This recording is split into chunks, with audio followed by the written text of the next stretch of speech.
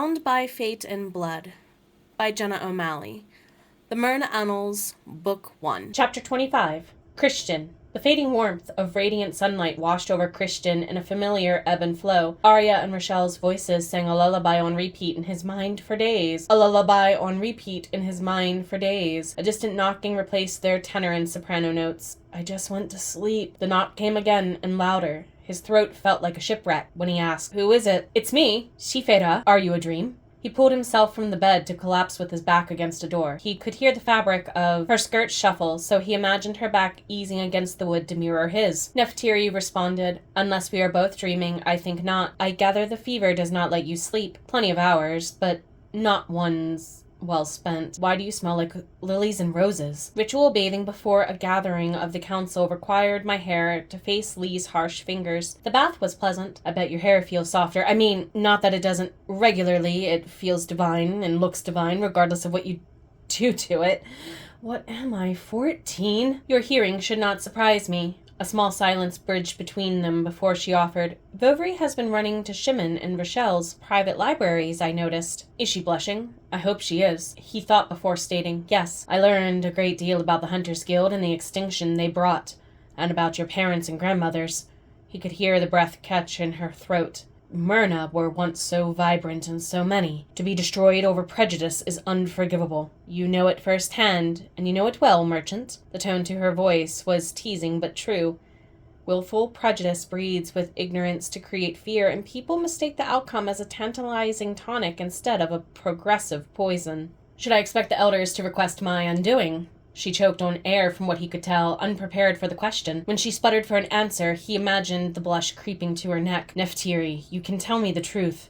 I am a man fallen from grace. I know the odds are not in my favor, and I need to understand how badly things are stacked against me." The results behind Shimon's tests were irrefutable. Delaying the inevitable and holding on to secrets hurt them both. Finally, she admitted, "It depends on how the elders vote in response to Rochelle's resignation as Udon Shife." Christian cursed Violin deep. His life hung in the balance of a new ruling order of strangers. A new arrival's grumbling voice grated through the hallway behind Christian's back. "Do not worry. Our siblings on the council will speak with him in their own time." Nephtyri shuffled as if standing to her feet. "Kufim, good night.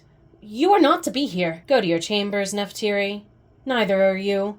And I will not be turned away no more than you were." Christian struggled to his feet as well, ready to burst through the door and protect her, if need be. "Lass?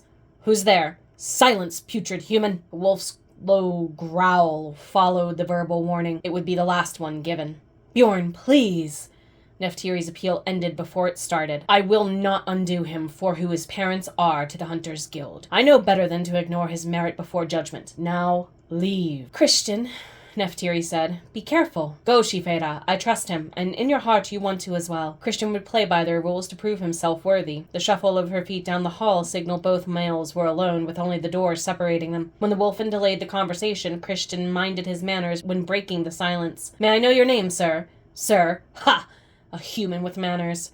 All warriors are sirs when fighting to protect their people. Knighthood unneeded, old-fashioned as the practice has become." Christian kept his voice even to be honest and accurate in his meaning. New dealings and meetings required such for business success, and he found males with ruffled feathers respected his youthful honor. "You think yourself wise, young hunter. I was not raised in the ways of the guild." Without warning, the door flew open at last against any magical wards Christian assumed to be in place. He did not expect a tall male with broad shoulders covering fur pelts and tattoos on the male's skin. "You're the Lycan chieftain." Christian kneeled with his left foot forward, and Bjorn smirked. "Perhaps you are wise. Stand, human." "Christian, I know your name. Nephtyri's coven frets over you enough not to miss it. A horrible name for a Scot." Bjorn's voice was steady, like driving snow. "My sister claimed Hadrian would enjoy my naming." "I like this Koya of yours." Bjorn's laughter vanished. "I lost mine to the hunters and their ways as well. May yours rest in eternal paradise, and no happiness." "You know about what happened in London?" Christian offered Bjorn a seat, but a hand raised in return to decline. "News spreads when we number so few than we did not long ago. Your existence brings Nephtyri trouble beyond your understanding," Bjorn warned. "Tread carefully. I am not the sole elder watching you, and none of us are kind when we pass judgment. I would rather time be taken to judge me appropriately than misjudgment be passed in favor of haste." to the positive or the negative. Keep that in mind when you greet other Merna. Drop your pride. Bravado will garner you more hatred. Christian dared to ask. Personal experience? Bjorn snickered. Accurate and ruthless, like a storm at sea. Nephtyri might need your strengths after all. Christian's brow furrowed in confusion. Pardon? You will see what her dreams mean in due time.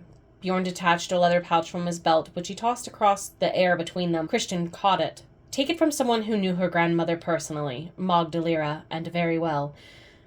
Nephtyri's skills are not as refined as we need them to be. Her training as a flame wielder and a dreamscaper are incomplete, and it is difficult without a mentor for her to do so. Like her grandmother, she is hardly wrong without reason. Christian inspected the pouch and found a salty combination of dried meats, dehydrated fruits, roasted nuts, and fragrant herbs within. Sustenance to heal between fevers. Thank you, Kufim. Bjorn, such formality is meaningless. My die on you is not yet cast, though. They nodded to one another. Christian emphasized his gratitude for their conversation with a slight bow. Before they could speak again, Bovary called Bjorn into the hall. Kufim, the door! The Draco strained under another pile of books. She said it was to remain closed. You needed it open to drop off that heavy pile. The leek in Merna shrugged and tucked his hands into his belt loops. Keep him well informed, Draco. Bovary scrutinized the wolfman's back, but he said nothing and entered the room to greet Christian face to face for the first time in what seemed like days. Did he bother you? He was not my first visitor. I see sleep evades more than me. Christian bent to pick up the books, but he nearly toppled with the effort. Bovary ignored the quarantine order to provide aid. We do not need you with a broken nose. Easy, friend. Thank you. Any food requests? Perhaps some stew. An improvement over nothing, Bovary pondered while collecting dishes. Do you have any reading requests, too? Ask Shifera Nephtyri to make suggestions for me again? Feel free to tell her what else you brought.